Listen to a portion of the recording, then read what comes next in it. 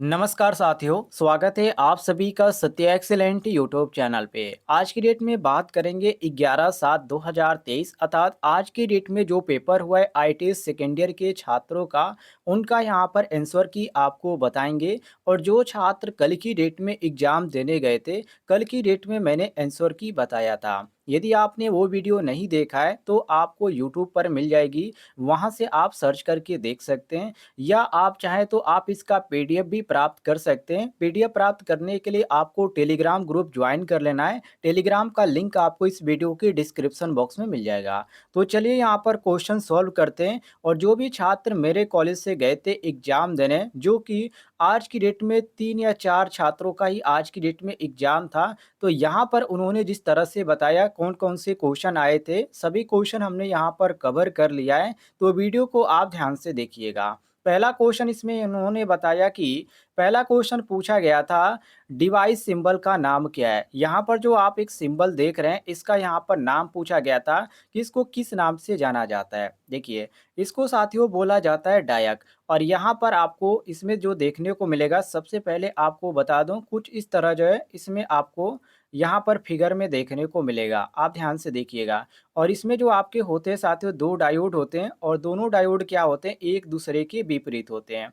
जैसे कि आप यहाँ पर स्क्रीन पर देखिए, ऐसे आपको देखने को मिलेंगे। और ये जो सिंबल होता है किस चीज़ का होता है, डायक का होता है। अगला क्वेश्चन देखिए, अगला क्वेश्चन उन्होंने बताया कि पूछा गया था कि सिलिकॉन ट्रांजिस्टर के संचालन के लिए बेस एमिटर जंक्शन में न्यूनतम वोल्टेज की आवश्यकता क्या है। मतलब कि कम से कम कितने न्यूनतम वोल्टेज की इसमें आवश्यकता होती है। तो इसमें जो होती है 0.6 वोल्ट से 0.7 वोल्ट तक इसमें आवश्यकता होती है। और यहाँ पर जो आपको देखने को मिल जाता है ऑप्शन नंबर सी बिल्कुल करेक्ट आंसर देखने को मिल जाता है। अगला क्वेश्चन देखिए, अगला क्वेश्चन इसमें पूछा गया था कि ड्राइव में आउटपुट चरण में उपयोग किए जाने वाले पावर इलेक्ट्रॉनिक्स घटक का उन्नत संस्करण कौन सा है। जैसे कि एफईटी या यूजेटी या एससीआर या आईजीबीटी। तो साथियों, यहाँ पर आपका सही हो जाएगा ऑप्शन नंबर डी बिल्कुल करेक्ट आंसर आईजीबीटी, ध्यान रखिएगा। अगले क्वेश्चन को देखिए, अगला क्वेश्चन इसमें पूछा गया था कि कंडक्टर, सेमीकंडक्टर और इंसुलेटर के रूप में एक सामग्री तय करने के लिए मापदंड क्या है। जैसे कि ए ऑप्शन परमाणु की परमाणु संबंध संरचना, बी ऑप्शन परमाणु में वैलेंस इलेक्ट्रॉनों का अस्तित्व, और सी ऑप्शन है सामग्री के परमाणु का परमाणु भार, और डी ऑप्शन है सामग्री के परमाणु की परमाणु संख्या। तो साथियों, यहाँ पर इसमें जो आपका सही हो जाता है ऑप्शन नंबर बी बिल्कुल करेक्ट करेक्ट आंसर हो जाएगा, परमाणु में वैलेंस इलेक्ट्रॉनों का अस्तित्व। सभी ऑप्शनों को भी ध्यान से देखिएगा, क्योंकि परीक्षा में जो सबसे ज़्यादा कंफ्यूज होता है वो ऑप्शन को देखकर ही होते हैं। तो चलिए अगले क्वेश्चन को देखिए। अगला क्वेश्चन इसमें पूछा गया था कि एम्पलीफायर में नकारात्मक फीडबैक की आवश्यकता क्यों है। वेरी वेरी इंपॉर्टेंट क्वेश्चन है। और नकारात्मक फीडबैक की आवश्यकता इसलिए होती है क्योंकि साथ ही विकृति को कम करने के लिए। और विकृति को कम जो किया जाता है, वो किया जाता है यहाँ पर फीडबैक के अनुसार। तो ऑप्शन नंबर ए आपका जो दिया गया है यहाँ पर क्वेश्चन नंबर 32 का, ये आपका ए ऑप्शन बिल्कुल करेक्ट आंसर हो जाएगा। अगले क्वेश्चन को देखिए। अगला क्वेश्चन इसमें साथियों पूछा गया था कि यदि ट्रांसफार्मर का सेंटर टैप पूर्ण तरंग रेक्टिफायर सर्किट में खुला हुआ है तो आउटपुट वोल्टेज क्या है। ध्यान रखिएगा। तो इसमें आउटपुट जो वोल्टेज होगा वो शून्य होगा, क्योंकि यहाँ पर खुला सर्किट है। तो ये खुला सर्किट में वोल्टेज आपका नहीं होगा, तो इसलिए हम कहेंगे कि शून्य होगा। ऑप्शन नंबर ए आपका करेक्ट आंसर हो जाएगा। अगले क्वेश्चन को देखिए। अगला क्वेश्चन पूछा गया था कि जेएफईटी जेएफईटी में पिच ऑफ वोल्टेज का क्या प्रभाव है। ए ऑप्शन कोणीय रिक्तीकरण क्षेत्र मौजूद नहीं है, बी ऑप्शन ड्रेन करंट शून्य हो जाता है, और सी ऑप्शन है रिवर्स बायस वोल्टेज शून्य हो जाता है, और यहाँ पर डी ऑप्शन दिया गया है चैनल की चौड़ाई का अधिकतम मान। तो साथियों, इसमें जो आपका सही हो जाएगा वो ऑप्शन नंबर बी बिल्कुल करेक्ट आंसर हो जाएगा, ड्रेन करंट शून्य हो जाता है। बी ऑप्शन आपका करेक्ट आंसर हो जाएगा। आगे देखिए अगले क्वेश्चन को। अगला क्वेश्चन पूछा गया था कि पैनल बोर्ड में कौन सा डिवाइस ओवरलोड और शॉर्ट सर्किट से बचाता है? A option isolating switch, B option समय देरी रिले और सी ऑप्शन है थर्मल अतिभार रिले, डी ऑप्शन है मिनिएचर सर्किट ब्रेकर। तो साथियों, इसमें आपका सही हो जाएगा ऑप्शन नंबर डी, बिल्कुल correct answer, miniature circuit breaker. और इसको शॉर्टकट में एमसीबी बोला जाता है, ध्यान रखिएगा। आगे देखिए अगले क्वेश्चन को। अगला क्वेश्चन पूछा गया था कि एक कंट्रोल पैनल वायरिंग में पीवीसी चैनल का उपयोग क्या है? ए ऑप्शन एमसीबी लगाना, बी ऑप्शन रिले लगाना, सी ऑप्शन बिजली के तारों और सुरक्षा के लिए रास्ता, डी ऑप्शन है डबल डेक सिरे संयोजन लगाना। तो साथियों, यहाँ पर आपका सी ऑप्शन सही हो जाएगा, बिजली के तारों और सुरक्षा के लिए रास्ता। सी ऑप्शन आपका करेक्ट आंसर हो जाएगा। आगे देखिए अगले क्वेश्चन को। अगला क्वेश्चन पूछा गया था कि सर्किट ब्रेकर की टूटने की क्षमता का मूल्यांकन कैसे किया जाता है? मतलब किस में किया जाता है, केवी में या केडब्ल्यू में या एमबीए में या केवीएआर में? तो साथियों, इसमें आपका सही हो जाएगा ऑप्शन नंबर सी, जो कि आपका जो होगा साथियों एमबीए में होगा। सर्किट ब्रेकर की बात करें तो ऑप्शन नंबर आपका सी बिल्कुल करेक्ट आंसर हो जाएगा। आगे देखिए अगले क्वेश्चन को। अगला क्वेश्चन इसमें साथियों पूछा जा रहा है क्वेश्चन आपका कि वाइंडिंग वायर गैप को बहुत पास रखने और पिन इंसुलेटर में बहुत टाइट होने का क्या कारण है? ए ऑप्शन स्पार्किंग से बचे, बी ऑप्शन क्षरण से बचे, सी ऑप्शन ऑक्साइड बनाने से बचे और डी ऑप्शन है वायुमंडलीय दबाव से बचे। तो साथियों, यहाँ पर जो आपका सही हो जाएगा ऑप्शन नंबर ए बिल्कुल करेक्ट आंसर हो जाएगा। और जो भी छात्र इसका पीडीएफ प्राप्त करना चाहते हैं, पीडीएफ आपको टेलीग्राम ग्रुप पे मिल जाएगा। टेलीग्राम का लिंक मैं आपको इस वीडियो के डिस्क्रिप्शन बॉक्स में दे दूंगा। आगे देखिए अगले क्वेश्चन को। अगला क्वेश्चन पूछा गया था कि आईई नियमों के अनुसार घरेलू वायरिंग में उप सर्किट को क्यों जलाने के लिए अनुमेय भार कौन सा है? वेरी वेरी इंपॉर्टेंट क्वेश्चन है। तो इसमें जो सर्किट को जलाने की बात किया जाए, उसमें जो अनुमेय भार होगा वो आपका होगा साथियों 800 वाट। कितना होगा? 800 वाट होगा। और इसमें जो आपका दिया गया सही वो ऑप्शन नंबर ए दिया गया। बाकी आपको कंफ्यूज करने के लिए और भी बहुत सारे ऑप्शन दिए गए, तो सभी ऑप्शनों को भी ध्यान से देख लीजिएगा।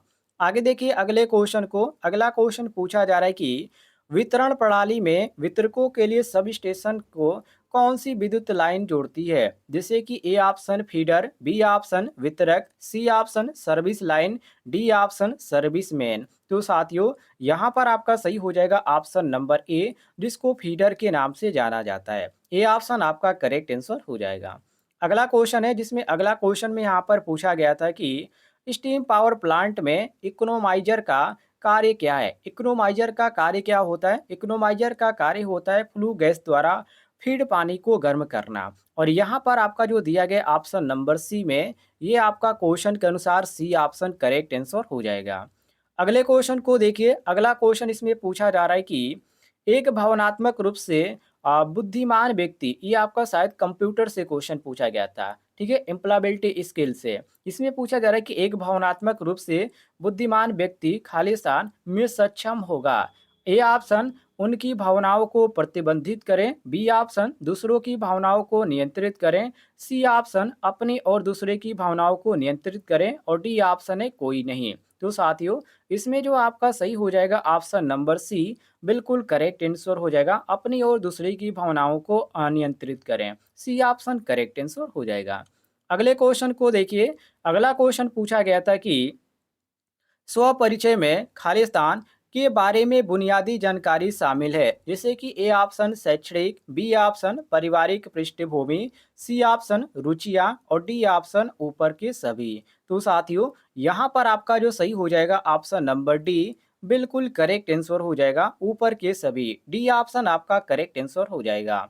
अगले क्वेश्चन को देखिए। अगला क्वेश्चन पूछा जा रहा है कि सकारात्मक टिप्पणियों के बाद सुधार के लिए सुझाव देना और सकारात्मक टिप्पणियों के साथ समापन करना कहलाता है। यहाँ पर खाली स्थान है, ध्यान रखिएगा। तो इस खाली स्थान में क्या भरा जाएगा, ये सभी आपको ऑप्शन देखकर समझ में आ जाएगा। जैसे कि ए ऑप्शन है नकारात्मक प्रतिष्ठि, बी ऑप्शन सुनने की तकनीक, सी ऑप्शन वर्गर फीडबैक और यहाँ पर दिया गया है तकनीक, और यहाँ पर डी ऑप्शन है ऊपर के कोई भी नहीं। मतलब कि ऊपर के सभी यहाँ पर ऑप्शन नंबर डी आपको देखने को मिल जाता है। और सही जो होगा वो ऑप्शन नंबर सी हो जाएगा, वर्गर फीडबैक तकनीक, सी ऑप्शन आपका करेक्ट आंसर हो जाएगा।